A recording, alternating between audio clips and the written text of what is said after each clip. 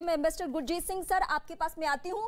ये जो बातचीत की टेबल तैयार हो चुकी है, एक तरफ हम युद्ध की तस्वीरें दिखा रहे हैं कि 5वें दिन भी रूसी सेना पीछे नहीं हटी है, लेकिन बेलारूस में जो पिछले 1 घंटे से बातचीत चल रही है, क्या इस बातचीत से हम उम्मीद करें कि कुछ बात बन सकती है? धन्यवाद। नॉर्मली बातचीत जब होती है जबकि युद्ध विराम हो, हाँ। लेकिन यहाँ हम देख रहे हैं कि युद्ध तो चल रहा है और बातचीत साथ शुरू हो गई है। चलिए, ये कुछ तो नजर आया कि अंदेशा के शायद कुछ बात बन जाए, लेकिन जो बातचीत है वो असल में ये होगी कि उच्च स्तर पर रूस और यूक्रेन की बातचीत कैसे हो, तो टॉक अबाउट टॉक्स। दूसरा होगा युद्ध विराम कैसे किया जाए, और तीसरा है जो पॉलिटिकल सॉल्यूशन रूस चाहता है उसका जवाब यूक्रेन कैसे देगा। अब इस हालात में यूक्रेन रूस के संबंध में अपने को दोस्ती तो नहीं मान सकता, वो दुश्मनी ही मानेगा, लेकिन युद्ध के पहले दोस्ती शायद हो सकती थी और न्यूट्रलिटी हो सकती थी। तो इस समय तो रूस ने अपनी जो सिचुएशन है बड़ी गंभीर कर चुकी है, तो ये मैं भी बड़े क्लोजली देख रहा हूं कि इस टॉक से अब क्या निकलता है। सर मैं आपके पास आती हूं, लेकिन एक बार फिर से अपने दर्शकों के सामने ये तस्वीरें जरा दिखा दूं। ये 2 तस्वीरें आपके टीवी स्क्रीन पर, ये 2 तस्वीरें दुनिया देख रही है इस लिहाज से क्योंकि पहली तस्वीर जो है वो बेलारूस में है। बेलारूस में रूस के और यूक्रेन के दोनों के ही जो ऑफिसर है वो यहाँ पे प्रतिनिधिमंडल बैठ के बातचीत कर रहे हैं, और बातचीत से दुनिया को उम्मीद ये है कि शायद ये विश्व युद्ध का खतरा जो मंडरा रहा है शायद वो टल जाए, शायद 5 दिनों बाद यूक्रेन में शांति बहाल हो जाए। लेकिन क्या होने जा रहा है इसके लिए थोड़ा इंतजार करना होगा। लेकिन इस बीच ये जो हम दूसरी तस्वीर आपको दिखा रहे हैं, ये यूक्रेनी सेना की तरफ से जो जारी किया हुआ वीडियो है वो दिखाया जा रहा है कि हम कैसे रूस की सेना से लोहा ले रहे हैं। और आपको नीचे टीवी स्क्रीन पर महायुद्ध के 5 दिन की 5 तस्वीरें अलग अलग इलाकों की दिख रही है। ये पूरी तस्वीर इस तरीके से निकलकर सामने आ रही है कि कुछ भी कहना असंभव है। अभी इस बात को लेकर उम्मीद भी हम नहीं कर सकते हैं कि शायद ये युद्ध खत्म हो जाए। और ये धमाके की तस्वीर रहायशी इलाके में कैसे ताबड़तोड़ हमले किए जा रहे हैं रूस की तरफ से। एक तरफ रूस कल शाम से लेकर आज तक प्रेशर डाल रहा था कि अब बेलारूस में आइए, बेलारूस में बैठ के बातचीत करेंगे, लेकिन बातचीत के अलावा कैसे ये खंजर चला रहा है उसकी तस्वीरें देखिए, कैसे गोले बारूद दाग रहा है उसकी बानगी देखिए। ये शहर के बीचों बीच रहायशी इलाके में इस तरीके से गोले बारूद दागना, हवाई फायरिंग करना, हवाई हमले करना, यह दर्शाता है कि रूस हर हाल में तख्ता पलट चाहता है। रूस हर हाल में चाहता है कि उसका कब्जा हो, लेकिन जब उसको लग रहा है कि यहां तो जान देने तक पे यूक्रेनी सेना उतारू है, यूक्रेनी राष्ट्रपति तक कह चुके हैं कि हम पीछे किसी भी सूरत में नहीं हटने वाले हैं। उसके बाद रूस को समझ में आ गया है कि अपनी ताकत दिखाने के साथ साथ हमें शांति की अपील भी करनी होगी, हमें टेबल टॉक के लिए भी तैयार रहना होगा।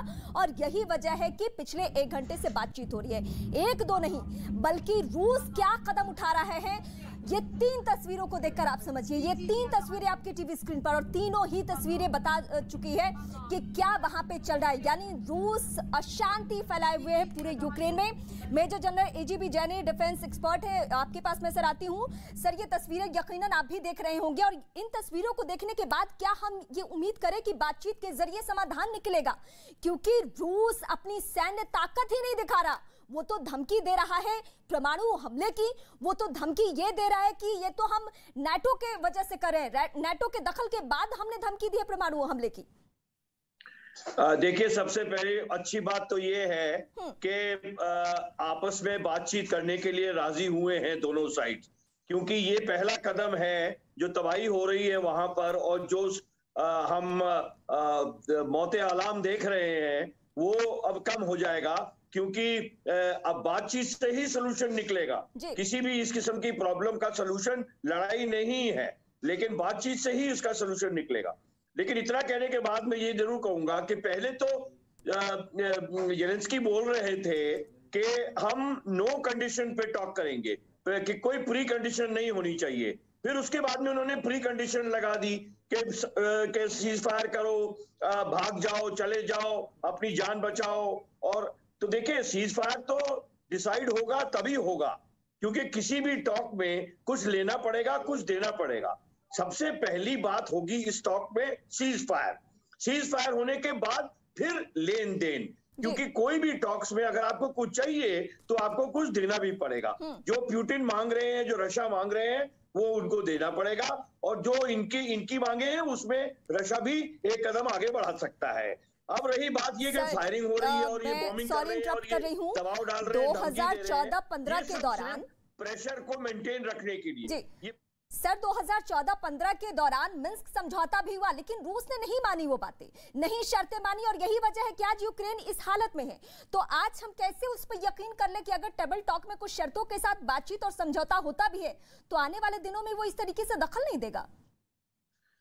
देखिए, अगर नहीं मानते हैं, कोई भी एक साइड अगर लेन देन में नहीं मानती है तो फिर ये लड़ाई चलती रहेगी और उसमें यूक्रेन का ही नुकसान है। क्योंकि अगर आप तुलना देखें रशियन की डिफेंस फोर्सेस की और यूक्रेन के, तो 1/8 1:8 का रेशियो है।